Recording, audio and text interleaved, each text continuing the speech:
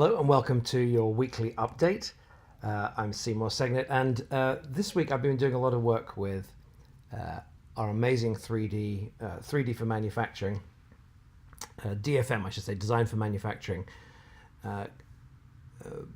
team member Cristo Regia, who looks like this. Some of you who've been with us for a while already know him. He's amazing guy. And we've been doing a lot of work in this area here on the cable, and I just thought it'd be sort of fun to show you just some of the detail that we've been going into. Again, if you've seen this before, you may not immediately notice differences, but I want to just kind of point out one or two things. And what we'll do is let's go through this, which is actually a deck that we prepared for our partners in Shenzhen, just going through some of the details. Now, the first thing I want to point out to you is what we did is that this end. Yeah, I need to show you that. Right, let's do this. So you remember that the cable plugs in at one end, and then this end flips out to plug into your device. This is a slightly older. This diagram is from earlier in the week.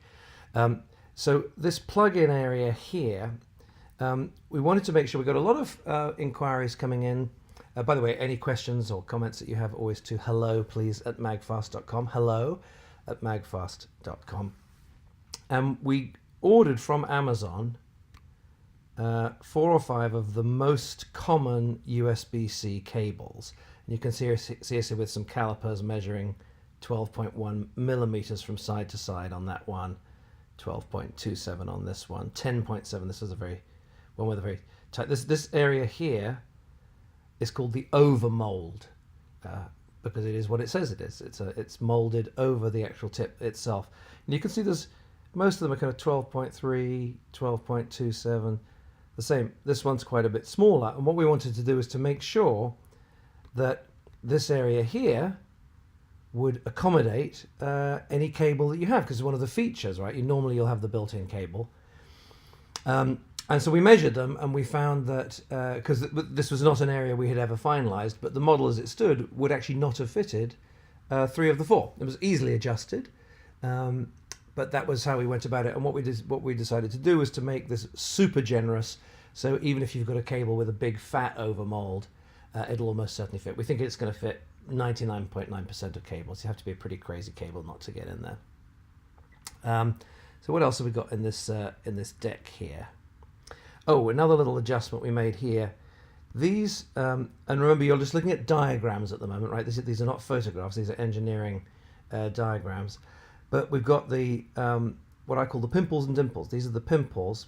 These have electrical contacts inside them, not shown here, that connect as part of the interface connection. We just changed this angle of what's called the angle of draft on here, so that it's even easier to snap them together, and that's what we're illustrating in there. This is just showing here, illustrating for the guys in Shenzhen, because we've made this well bigger to accommodate the cables, as I just showed you, that there's going to have to be a slight change in the shape of this circuit board here. It's nothing too dramatic. It's the kind of thing that they change all the time, but we're just pointing that out to them.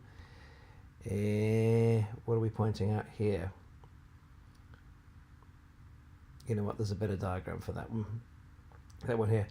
Right, this is really fascinating here if you've never done it before. So Christo's saying, please pay extra attention to the curve and radii detail. And what he's pointing out here, if I just zoom in on the finished curve, all right, this is quite helpful because these dotted lines show where the curves are. This is all super smooth when it's finished, right? Remember, we're looking at an engineering diagram. But do you see the way you've got all of these different curves all intersecting in different ways? And he's showing in this diagram over here, here's what he starts off with without any of the rounding put onto these edges. And he's showing here, all right, because what he's doing is that he's making a pure design. He's just drafting this for design, and then sending the exact instructions back to the engineers who are going to be making the mold. And what he's pointing out here is you have to add these curves to the model in the correct order, because if you add this curve before you add this curve, then it actually just winds up being a being a different shape. It matters the order that you apply the curves. Here's what we think the finished component is going to look like. If you know anything about manufacturing, you'll know that this is actually a pretty remarkable piece, and requires a very skilled toolmaker to pull it off. This is another detail I think is it's just one of these things I don't see very many people caring about in their product design, but it's something we're working on. Christo's pointing out that this entryway into the USB-C outlet should have a curve with a 1 millimeter radius on here, which looks enormous in this diagram, because of course you're never going to see it that big in practice. It's going to be, it's going to be tiny like this, even smaller than that. It's going to be tiny, and 1 millimeter works out being just a nice gentle enough. And here that's on the USB A. Here it is on, sorry, that you see, and here it is on USB A.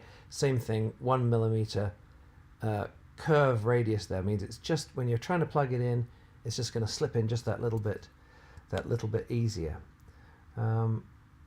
And did we have one or two stills? Yeah, one or two still pictures here. Here's the cable itself, and this is something that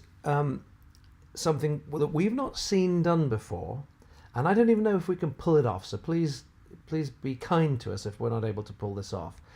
But do you see this sort of rim around the bottom here? So what the hell's that about? Well, when you plug the cable in, normally you've just got the plug part here going into the socket, and that means that the stability of the cable, when you flip it out, the stability of the cable is going to depend on the integrity of that plug and socket. Now we're using really high quality components. We're going to specify it to be really nice and tight. But what we think is, if we can get in the silicone or the kind of this rubberized material here, if we can get a rim around here, it means that when you push it in, that the whole plug it'll be as easy to get in and out, but it'll feel firmer and more solid once it's in. A little bit like if you let's see if this is a good example for you. If you have a modern door used in house building, you can probably just walk over to the front door of your house, or go check one out at Home Depot. There's this seal that basically, it doesn't matter if there's a gap. With older doors, right, you have to get the gap between the frame and the door just right, or there's draft comes through. But now they deliberately have a wider gap, and then a sort of seal that closes up the gap. And we're not dealing with drafts here, but we are dealing with kind of a feeling of mechanical integrity when it's in your hand. So I don't know if we can pull it off, but that's why that is in there. Here's another diagram showing it from a different angle. I wanted to just talk quickly about this ledge here. This is so that you see how this is, and again, these diagrams are enormous on your screen now. We're talking about little tiny components here. This is USB-C, so you can see how how scaled up this thing is here. But this will actually be very thin, and what it means is that when you're looking at it from above, you get a nice shape that flows. You see this flows here, and it kind of matches over here. So you get the look that's like that. But when you need to stick your little pudgy finger in down the side here to get the cable out, it will have give and grip against your finger. That's what the thinness is about there. And then here, one of these pictures got a good angle on it. This angle in this area in here, I don't know if you could just see the slight flatness there. I personally sat with Christo in meetings for, if I were to guess, somewhere from 3 to 5 hours. I wasn't clocking it, just working on the shapes that we're looking at here. But Christo spent an additional 3 or 4 hours just working on this little area here that you don't even see most of the time. This is why I think these weekly updates are helpful. And thank you, by the way, for watching and listening, because it helps you to understand just how much goes into doing this stuff. So this area here, why is that so important? Well, if we go back and look at if we go back, look at the model here, which is going to be the best one to look at. Yeah, so if we look at here, we're talking about the underside. Let me zoom in a little bit here. We're talking about the underside of here. And why is that important? Because it comes in and touches this area here. And the way that it lands against there, again, is going to be critical to the overall feeling of precision.